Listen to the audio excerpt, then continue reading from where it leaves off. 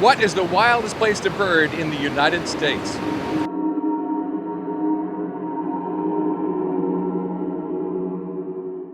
My backyard, the North Maine Woods.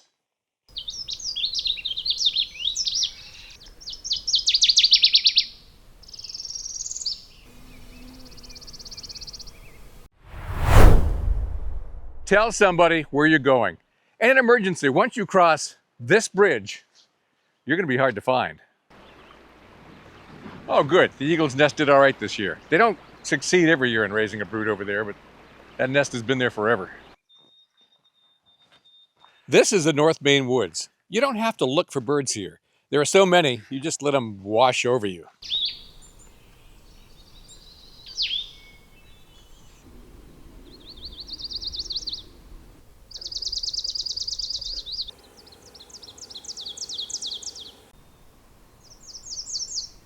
There are well over 5,000 square miles in the North Maine Woods.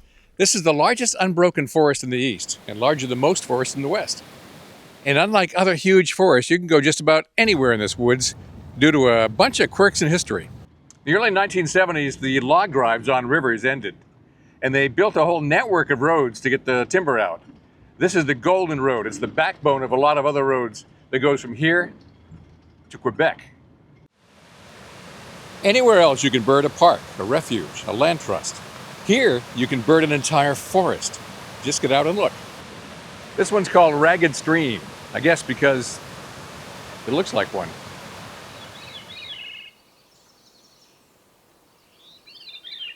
Veeries. There's never just one. They always nest in clusters. 1, 2, 3, and Swainson's thrush. Chestnut-sided warblers are easy. Right out in the open, right down low where you can see them. You know, that song is nothing to be proud of. Let's hear some oomph in that wee-o at the end.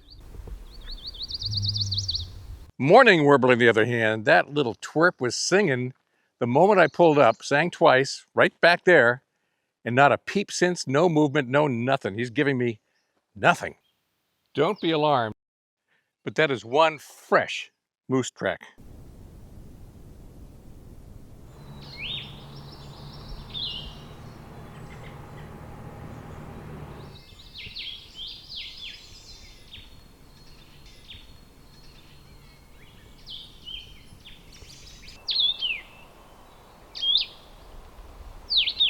That rough grouse just drummed again, only about, 50 yards in. Real close, but through some of the worst blowdown, swampy mess. Look, if you want to see that bird, look it up online, because I'm not going in there. Drive slowly. Speed limit on this road is 45 miles an hour, but I don't do over 20, maybe 25. There's a lot of shale in the road surface, and that can have sharp edges, so that can puncture your tire. I brought 2 spares in one day and punctured them both. Although, frankly, I was going too fast. It was all on me. Pull over for logging trucks going in both directions. As a matter of fact, they do own the road, and time is money for them. Probably not the truck that's going to kill you. It's the dust behind the truck. Really? I'm 40 miles from pavement, and now you tell me?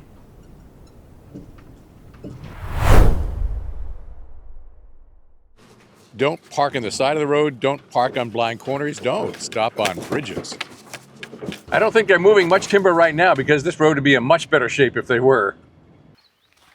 As of noon, pretty good list of birds, but some of them not seen. A couple of red crossbills flew over, heard them, didn't see them. That mourning warbler that was up the road. Yellow-bellied flycatchers went off twice and never again.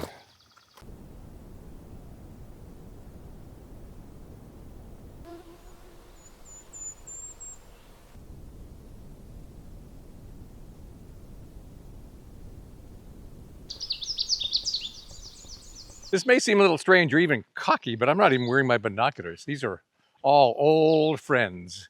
We know each other well.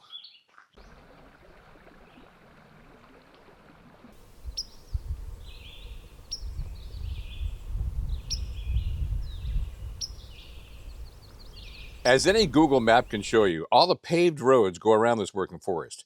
You can see it at night from space.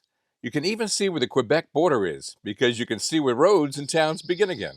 And we're right about here. You know, one of the reasons I'm adamant that birders should learn bird songs is situations just like this, where everything is making noise all at once. How do you sort them out without knowing what you're hearing? I mean, you can have an app do that for you, but let's say there's one bird you want to get. Which one is it? So right this minute, Nashville warbler, northern water thrush, white-throated sparrow, American crow over the horizon. You can get that one. A Swainson's thrush keeps doing call notes, but it hasn't sung yet. Common yellowthroat. Okay. The Swainson's thrush, another Swainson's thrush just sang over there. Northern flicker down the road. It's a call note of a black and white warbler over there. So again, white-throated sparrow. There's a couple of black-capped chickadees doing their territorial song. Pileated woodpecker just drummed about a quarter mile away that way. Alder flycatcher over there. I heard that. White-winged crossbill just flew over. And I haven't had one in about 2 winters. They didn't come down last year or really this year. And they should be moving at any time now, and I think one just did.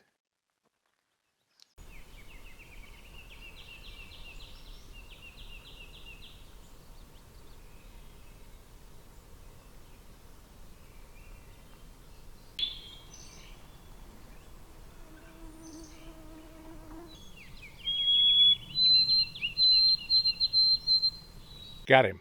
Yellow-bellied flycatcher.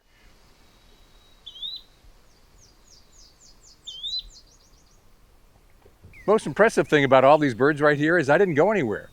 I've never gotten more than 100 yards away from my van. So when you've got hundreds of miles of road that you can go drive and stop anywhere, why stop here? You look for places that have a lot of varied habitat in one small area. So this one is wetlands on both sides, conifers and deciduous trees, low bushes, high trees, tamaracks right here. Ooh, a lot of them. Yeah, seriously, there's enough wetland to just trigger off a swamp sparrow.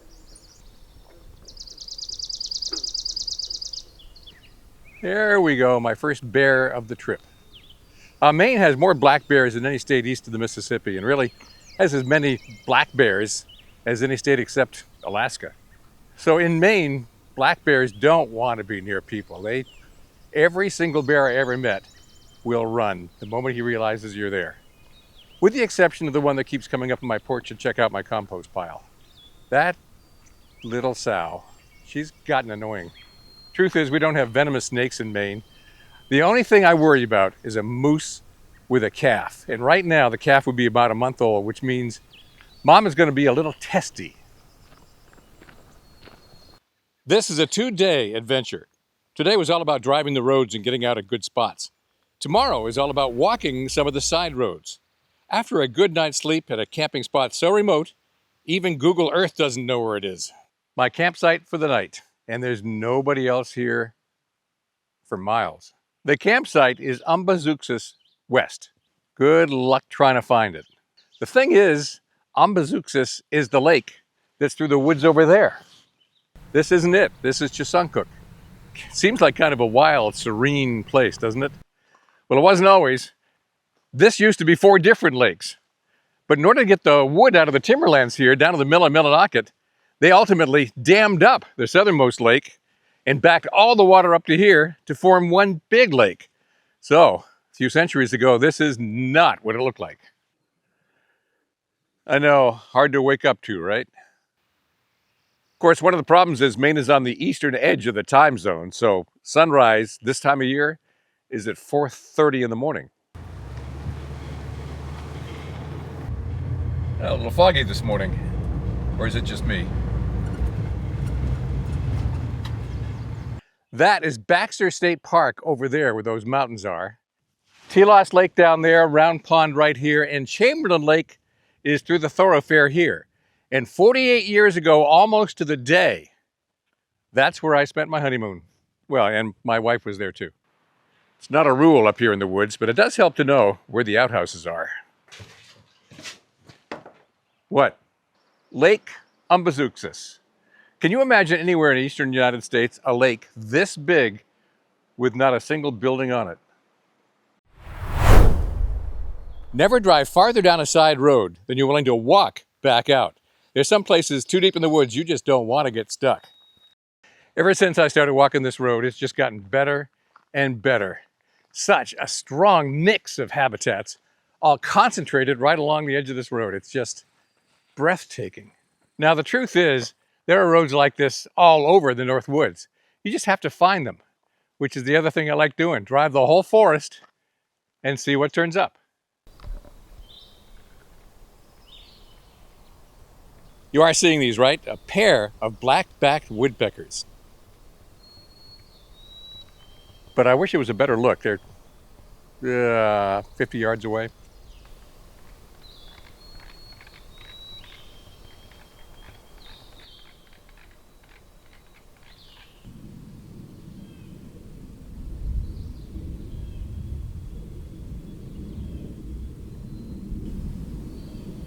You gonna eat all that?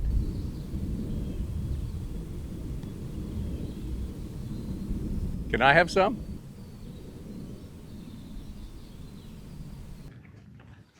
This is a side road off a side road, and I swear there's a magnolia warbler in every tree.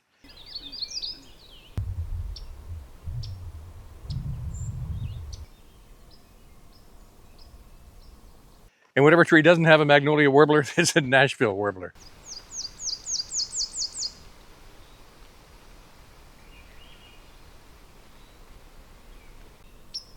One thing about white-throated sparrows, they're very honest with you.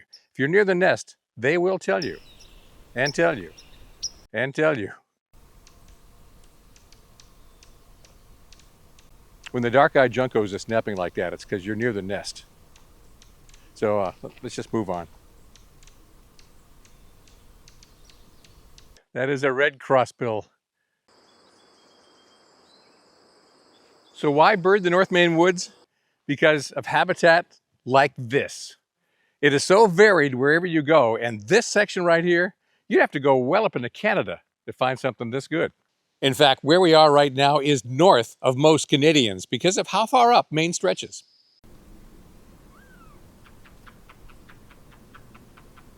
What? You've never seen a baby Canada jay before? Actually, there's two of them, but I don't see the parents around anywhere. And these guys have been out of the egg for only 3-4 weeks. Honestly, Canada jays are cute when they're young. They really don't know how to behave. They're clowns. The thing about snowshoe hares is that they know I'm old and slow. He's going to wait till the last minute to bolt away. And this really young coyote doesn't know what to do with me. We're kind of in a staring contest. Be aware, there's a coyote just down the path. He was looking for you. One thing butterflies really love is fresh coyote poop. These white admiral butterflies are really going at it. He saw me before I saw him. Boy, coyotes just do not want to be near you. I have to confess, I'm not birding that hard this morning. Really, I'm just drinking in the sound. So many different bird songs coming from every direction. Your cell phone doesn't work up here, and don't trust GPS. But leave your phone on. In the worst case scenario, rescuers might be able to use the phone's pings to find you until the battery runs out. Bay-breasted warbler, that's my favorite warbler. First of all, they're hard to get because they like to stay back in the foliage, and it's very much a northern species. But it's dark chocolate, milk chocolate, and cream. What's not to like?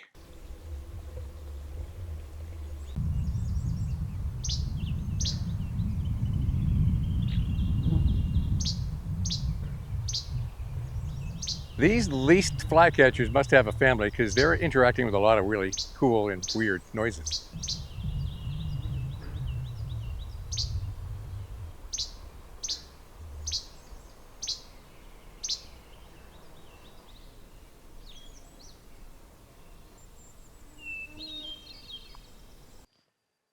Well, American three-toed woodpecker. To be honest with you, I didn't think I was going to get them this time. They are so hard. And here I have a pair. Right there and then down there. Oh my. Take a deep breath. Take a deep breath, Bob.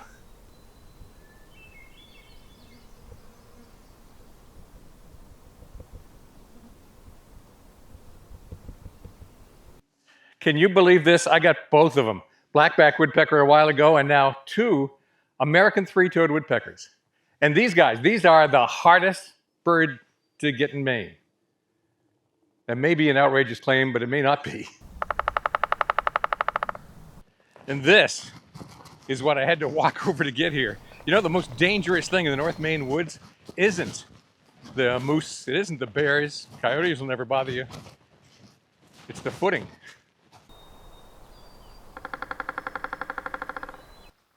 I'll give American three-toed woodpeckers a lot of credit. I've heard them drum in Alaska, in Manitoba, in Alberta, in Montana, Colorado, and the drums are consistently the same. It's a good thing because that's how I can recognize them from a distance.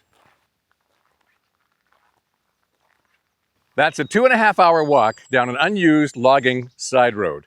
And I was looking up most of the time, so I almost walked into that second bear. I hate when that happens. I saw the third bear before he saw me, and that bear was the biggest coward. The moment he saw me, into the woods. So in 2 days, I saw 1.5 bears per day. That's just math. Also 1 moose, 2 coyotes, and 4 of the hardest woodpeckers to find in Maine, all just in this one spot. All right, if you need anything, you know where to find me. Or maybe not.